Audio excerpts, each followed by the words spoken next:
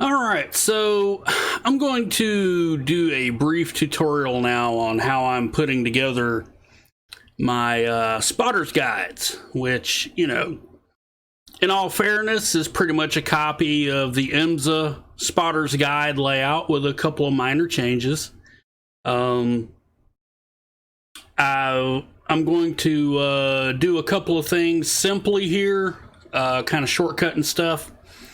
Just to make sure, we can really get through the gist of this quickly. So here we see I've got a screenshot from iRacing. And, of course, I've got the camera saved so that I can always reproduce this exact same angle no matter which car I want to load in. To save time, I've already done a cutout, which is right here. So basically, to get your cookie cutter layer that you see here on the right, I'll go ahead and delete that and we'll do another one. We're just going to create a fill layer using the tool. And you can make this any color that you want. You can make it hot pink, whatever you feel like will work best for you. The color really doesn't matter. We're going to rasterize this layer, then hold down the control key and the layer thumbnail of our cutout car. And you see we still have our new shape highlighted. It's still selected. Quick press of the delete key, and we now have a cookie cutter. So every time we want to import another screenshot now, all we have to do is highlight this cookie cutter layer the same way we did the other one. And let's select this layer. You see, it's perfectly outlined the car from the other screenshot. And delete and boom. Immediately we're done. We don't have to cut the car out, nothing like that. So we've already got this car cut out now. I've created layers up here to cover up certain things we don't want to see. The glass has some reflections from the environment. We don't really care about the interior of the car and the driver, so I have that bit of glass covered up. I also have a cover for the headlight because in my original screenshot you could see the legs of the pit crew guy. So I created a little cover there for the headlight. That's up to you, those kind of shapes that you want to do. So in order to posterize this, to kind of get that vector drawing outline that you see from the actual spotter's guides, which is something I like to do, you don't have to do it at all. First thing we want to do is make a copy of our layer. So we want to keep that base layer intact for right now.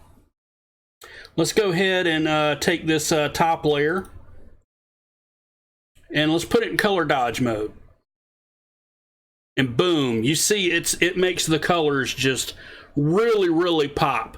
So we took our screenshot at Watkins Glen with the sky overcast in late afternoon. So we got good light, but it's muted light on the car to try to help minimize the shadows on the car. We duplicate the paint with a color dodge layer and it just really makes it pop. It really makes the colors pop something fierce. So let's mute that for the moment.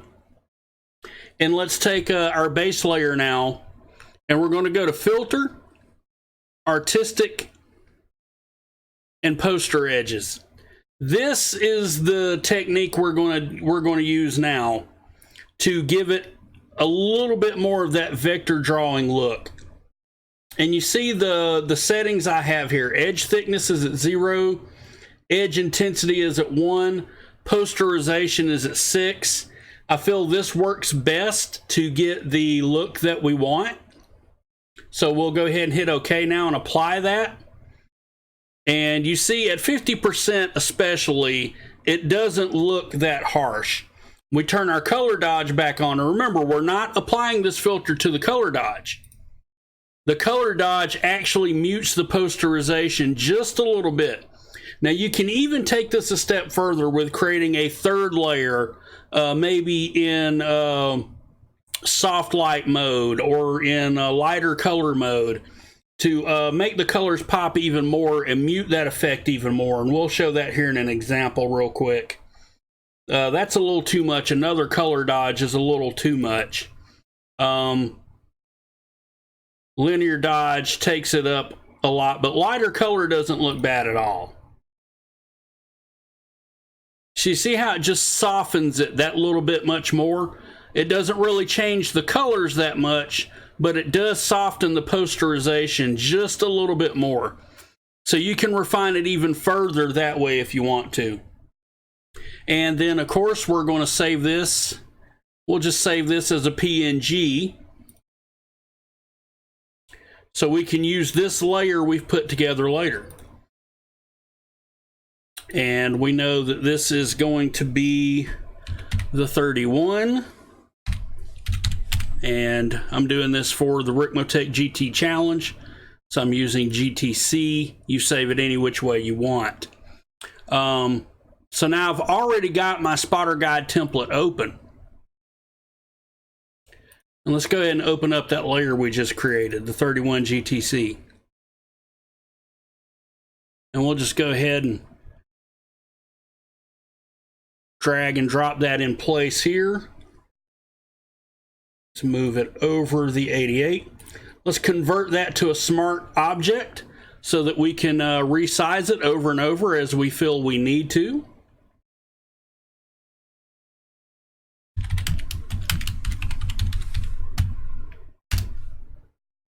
And I know about what the scale on this needs to be, so let's go ahead and start resizing it.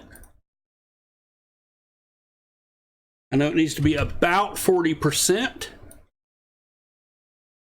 And we've got our guides in place here, so we know how to line it up there. And then we want to look and make sure it's about lined up with the Ferrari. We've got a BMW on here as well. We can see the tires are a little small compared to the Ferrari. So we may want to scale it just a little bit more to get it to kind of match the Ferrari size. And pretty happy right there. So boom, there we go. Now we've got it in place. We turn the Ferrari off. And of course, you know, I've got the Ferrari segments here I can turn off. I've got the details there I can turn off. So now I'll have to import things for the Porsche symbol. I'll have to go through my documentation and get this driver's team name, get his country of origin flag, all that good stuff. But you see, it really is a fairly simple process, and I hope you find some use for it.